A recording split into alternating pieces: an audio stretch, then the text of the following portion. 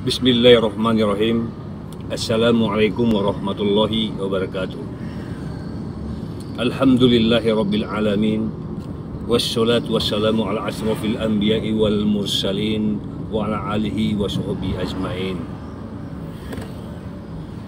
Yang saya hormati rekan-rekan calon pengurus STM yang dirahmati oleh Allah Subhanahu wa taala. Kita tahu bahwasanya STM sedang mengalami krisis.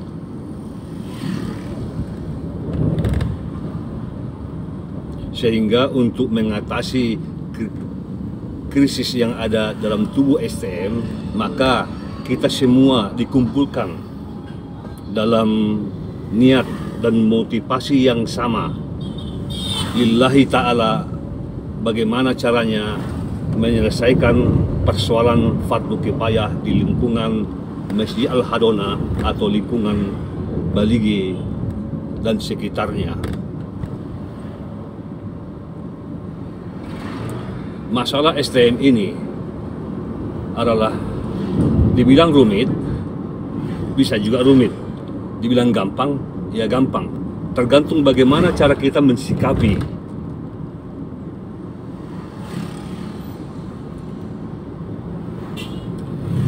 Sebelum kita dihadirkan di dalam suatu wadah yang sama dalam tubuh STM Al-Hadona Balige, struktur keorganisasian STM sangat sederhana, hanya terdiri dari 3 orang saja: ketua, sekretaris, dan bendahara. Dan anggotanya adalah seluruh masyarakat yang tergabung dalam anggota STM atau yang merasa bagian dari masyarakat yang mau memberikan sumbangsihnya dalam hal-hal yang bersifat sosial. Artinya kita di sana lebih mengutamakan kepedulian kita untuk menyelenggarakan hal-hal yang berkaitan dengan fardu kifayah.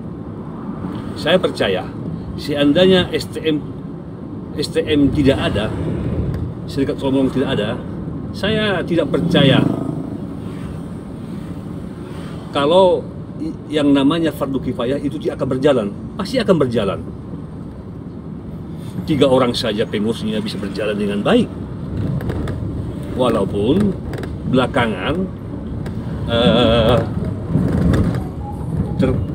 terkesan kocar-kacir karena yang 3 orang ini ada di antaranya yang tidak bekerja dan yang terakhir hanya tinggal satu orang saja, yaitu tinggal ketuanya. Sekretarisnya ya melarikan diri lah, boleh katakan begitu, dengan membawa seluruh pembukuan. Sehingga kita berangkat dari nol kembali. Artinya kita mencoba menyusun langkah kerja kita ke depan, tentu dengan mengumpulkan kelemahan-kelemahan dari periode kepengurusan yang lalu dan akan kita aluminir atau selesaikan atau minimalkan pada periode kepengurusan kita. Kalau dulu metode pembukuannya sangat sederhana. Bendahara hanya tahu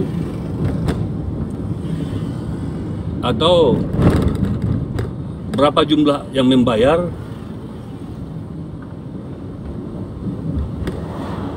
totalnya berapa, dan siapa-siapa orangnya. Ini tidak tercatat dengan baik, walaupun ada di oret-oretan dari petugas yang mengutip. Artinya pendataannya belum maksimal karena tidak diakun bukukan di pembukuan STM. Untuk periode kita ini, kita harapkan ya yang namanya keanggotaan STM itu akan tercatat dengan baik dan akan kita buat nomor induknya sehingga kontrol keanggotaan atau istilahnya kita bisa tahu persis berapa sebenarnya jumlah dari anggota. Dan secara umum kita bisa melihat potensi dari umat Islam yang sesungguhnya kalau memang kita membuat data yang lebih valid. Artinya di sekretaris ada data, di bendahara ada data. Jadi ini bisa jadi acuan kepada kita untuk memprediksi kemampuan keuangan STM, dan kita bisa lebih mengontrol keuangan kita, defisit, usaha untung atau lain sebagainya. Atau seandainya kita memiliki keinginan untuk membuat sesuatu, kita akan lebih mudah meminta bantuan dana dari anggota karena kita telah memiliki data.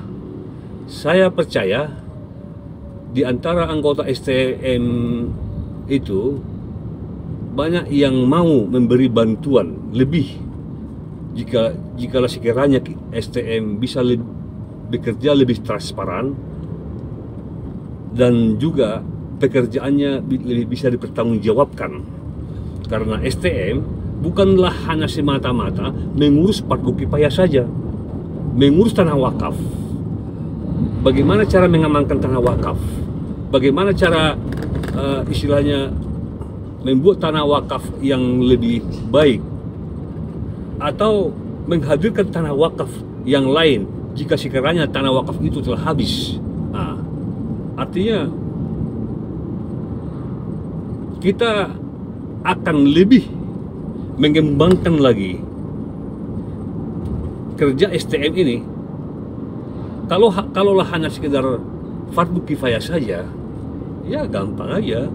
Ya udah, kalau ada yang meninggal ya umumkan, selesai. Tapi bagaimana menjaga tanah wakaf itu, kita belum bisa selesaikan. Dan kita harapkan pada periode kepengurusan kita ini, kita akan melihat tanah wakaf itu secara keseluruhan, itu yang berkaitan dengan fardu kifayah, baru kemudian yang berkaitan dengan tanah wakafnya, di mana jenazah itu ditempatkan, dan kemudian bagaimana pekuburan ini nampak lebih terjaga seperti makam-makam pada umumnya di perkotaan. Itu harapan kita.